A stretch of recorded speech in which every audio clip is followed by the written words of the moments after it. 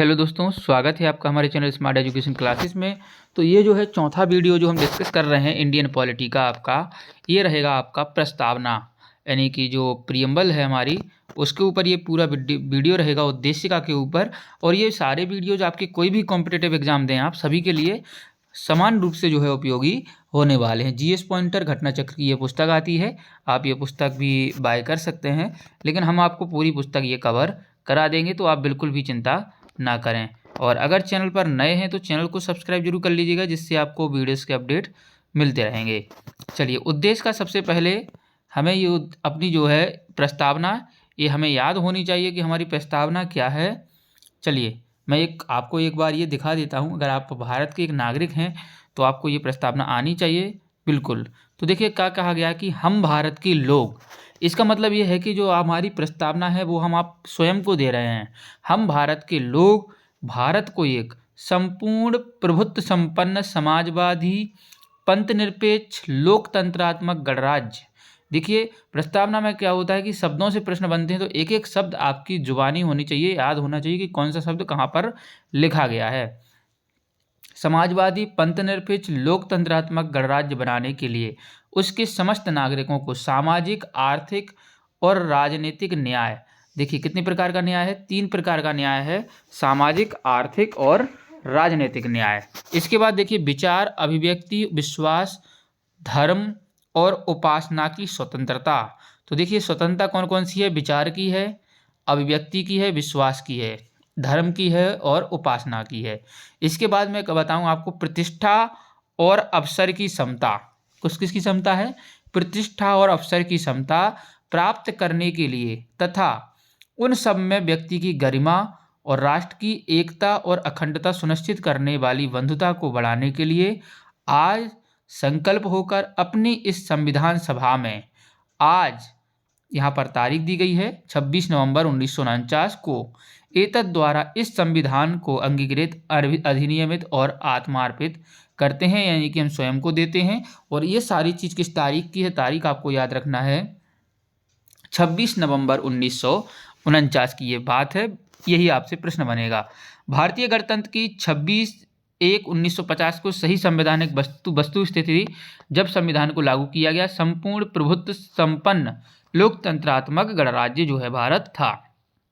हमारे संविधान में हमारे राष्ट्र का उल्लेख किया गया है भारत अर्थात इंडिया नाम से, हम भारत के लोग कहा गया है ना। चलिए, भारतीय संविधान की प्रस्तावना के संबंध में शब्दों का सही क्रम, आपको कुछ शब्द दिए जाएंगे और 4 ऑप्शन में, तो आपको सबसे सही छांटना है कि सार्वभौमिक, फिर आता है समाजवादी, पंथ निरपेक्ष और प्रजातांत्रिक। इसलिए आपको मैं बोल रहा हूँ ना कि प्रस्तावना जरूर याद करनी चाहिए। 42वें संविधान संशोधन द्वारा प्रस्तावना में समाजवादी, पंथ निरपेक्ष शब्द जोड़े गए थे और भारत को धर्मनिरपेक्ष राज्य वर्णित करता है कि आप संविधान की प्रस्तावना जो है वो बताती है कि भारत एक धर्मनिरपेक्ष राज्य है, यानी कि किसी भी धर्म को नहीं बताता है, बाकी सभी धर्मों को समान रूप से जानता है। वह शब्द जो 1975 में भारतीय संविधान की प्रस्तावना में सम्मिलित नहीं था, वो था अखंडता, जो 1975 में नहीं था।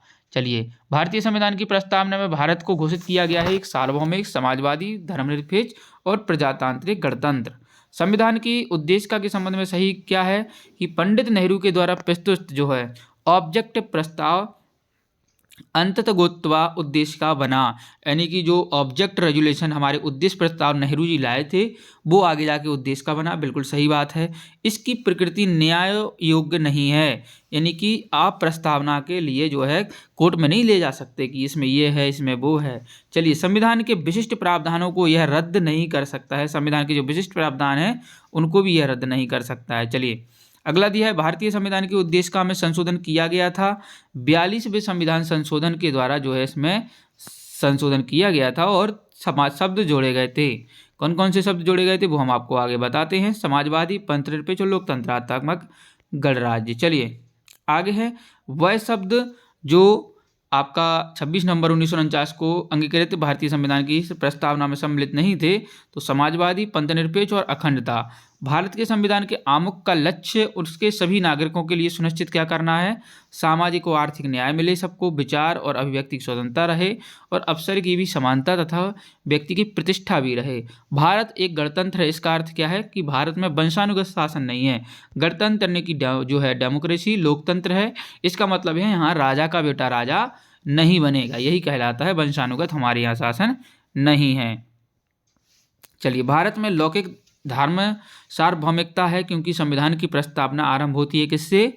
हम भारत के लोग शब्दों से होती है। इससे पता चलता है कि भारत में एक लौकिक सार्वभौमिकता है। हम भारत के लोग, we the people of the India शब्दों का प्रयोग भारतीय संविधान में किया गया है। कहाँ किया गया है? भारत संविधान की प्रस्तावना में। सभी व्यक्ति पूर्णता और समान रूप से मानव हैं, यह सिद्धांत जाना जाता है सार्वभौमिकता से, सभी समान हैं। भारत के संदर्भ में धर्मनिरपेक्ष शब्द का सही भाव व्यक्त करता है कि भारत में राज्य का कोई धर्म नहीं है, यानी कि भारत का कोई धर्म नहीं है, ये बताता है धर्मनिरपेक्ष है भारत। भारत के संविधान की उद्देशिका में नहीं है लोक कल्याण, नहीं कहा गया है। भारतीय संविधान की प्रस्तावना में वर्णन नहीं है किसका? आर्थिक स्वतंत्रता का वर्णन नहीं है। इंपोर्टेंट है, भारत के संविधान की प्रस्तावना है, उसमें कहीं भी ये नहीं लिखा है कि सबके लिए आर्थिक स्वतंत्रता होगी। भारतीय संविधान की प्रस्तावना में उल्लिखित नहीं है धार्मिक न्याय। धार्मिक न्याय की बात कहीं नहीं की गई है। चलिए आगे है, संविधान की प्रस्तावना के बारे में कथन सही क्या है कि समाजवादी पंथ धर्मनिरपेक्ष शब्द जो है 1950 में लागू संविधान के अंग नहीं थे, ये 42वें संविधान द्वारा जोड़े गए थे। संविधान का वह भाग जो उसकी आत्मा कहलाता है वो है उद्देश्य का, जो उसकी आत्मा कहलाता है। भारतीय संविधान की प्रस्तावना को हमारे संप्रभु प्रजातांत्रिक गणतंत्र की जन्म कुंडली, यानी कि हमारे प्रस्तावना को जो है जन्म कुंडली किसने कहा है?